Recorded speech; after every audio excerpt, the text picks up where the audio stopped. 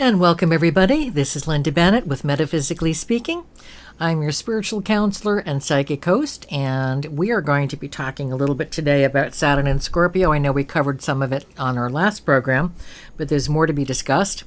And we're going to be talking about some serendipitous things that occur in your life. Have you ever had something happen where you thought, oh, what a great coincidence? There are no coincidences in life, by the way. Let's just put an end to that. Nothing is a coincidence. Nothing is a crapshoot that turns out fabulous. Everything has a meaning. Now, if you want to check us out on our website, it's metaspeak.com. That's metaspeak.com. And if you have a personal question or a metaphysical question, and metaphysics is the universe, and metaphysically speaking is the universe and how we function in it. I got that in meditation many years ago. Aristotle said metaphysics is the unseen world. Speaking brings the unseen and the seen together. And I've been doing this for many, many years. We are trademarked, by the way. So if you see anybody else metaphysically speaking on their site, I would really appreciate it if you would give that information to us on metaspeak.com. Because we are trademarked on everything except factory equipment and planets. And we are also trademarked on the internet. We were actually one of the first internet trademarks that were issued. In fact, when we called Washington, the bill had just passed, and they didn't have the forms yet. So I've been doing this for a long time, and I am the one who is able to use metaphysically speaking. Or speaking metaphysically. No one can flip it around either. All right, so what we're going to be dealing with today is a variety of topics, but let me tell you something interesting. My daughter, I just found a card last night that I had bought for my daughter in 2010 for her birthday. Now, this is 2012. Obviously, I couldn't find it if I found it last night. I looked high and low. Could not find the card. Looked for it again last year. Couldn't find the card. And why is it special? It's one of those cards that you find in certain card stores and maybe bookstores. I'm not sure. I found this. Where did I find this? Oh, in Ace Hardware. Online at the post office there. And it's one of those cards with the year that you were born. And it's like a newsletter and what the average income was and what you could buy a car for, any important events that happened, any important people that were born, etc. It's a fascinating kind of card to have. You should look for it and see if you can get it for any of your loved ones. And in fact, I gave that this year to a friend, and she said, I was looking for this. I love these cards. Thank you so much. Okay, so that was the card I wanted to give my daughter in 2010. So last night, I was looking for something else, and my hand went to this envelope, and I pulled it out because it was kind of dark, and I said, I don't believe that this is the card I've been looking for. Okay. My daughter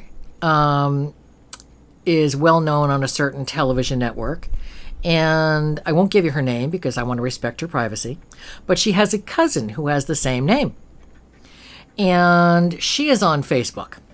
So people have been wishing my daughter happy birthday, thinking that that girl with the same name is my daughter. So she, on the air yesterday, she said, thank you, everybody. That's my cousin, but I will take your birthday wishes for my birthday in November. And it was kind of a little funny joke. And of course, when she came over today, because we're doing the program together, I handed her the birthday card. Are you getting the picture on this? They were wishing her happy birthday yesterday when it was really her cousin. And I found her card last night and gave it to her today. And it's her birthday card. Is that a coincidence? No. I've been looking for this thing since November 2010. Is it a coincidence that people were wishing her happy birthday yesterday? No. And here she is, and I gave her the card. So when you have little things like that take place, it's the universe talking to you. It could be her natural birth mother and father. It could be her grandmother, who are trying to speak to her today and give her a little boost, because we had terrible storms last night. I don't think anybody slept well. And this was a natural little aura booster. Your aura is your soul. It's the glow that you see around people. It's the light that a lot of artists painted around certain saints and around Jesus and Mary and Joseph when you look at the old paintings from the Middle Ages. And it's a way of knowing that you have not been forgotten. My parents are in heaven.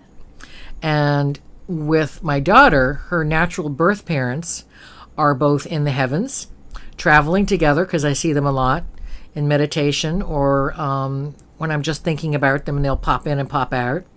And they are represented by cardinals, because whenever my daughter would think about her parents, a cardinal would appear.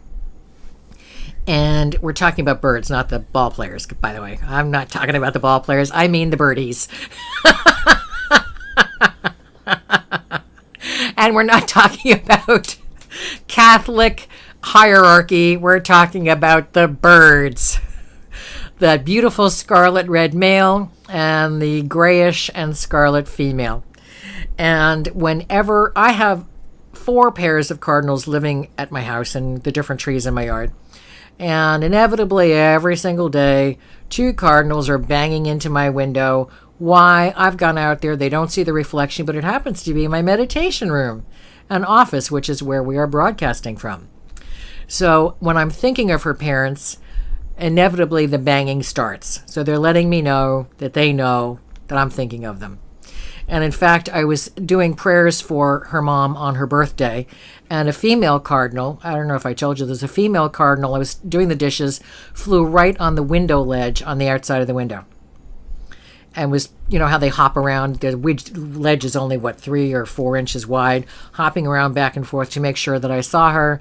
And there she was, and I said, I thank you so much for showing up here. And she sort of looked at me, and then she just flew away.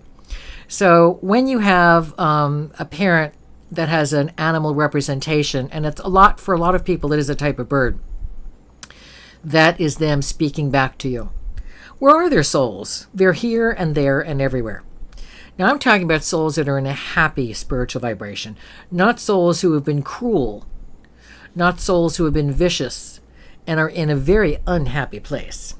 If you want to call it hell, my Father's house has many mansions, as Jesus said. There are many different vibrations. When you die or when you leave your physical body permanently, you go to a vibration that suits your spirituality. You don't suddenly turn into an angel when you die. Otherwise, let's all just jump off a bridge, as Yogananda said many years ago. You go to a place that suits your behavior and your personality. So if you had, say, dogs your whole life, and your parents loved dogs, or pussycats, or canaries, you may turn on the television and there'll be a dog commercial. Or there'll be, it might be the Animal Channel, and there'll be a canary. So that will appear to you. And let me know if you've had this happen to you. Whenever I've done a prayer to a certain aspect of God, whether it was Jesus or Mary or Krishna or Buddha, Avalokitesvara, doesn't matter, Green Tara, within 3 days, I get an acknowledgement from them, and it's usually within a few hours. I was doing special prayers for my friend Mary, and who crossed over last November. And she loved Mother Mary. And I'll tell you why.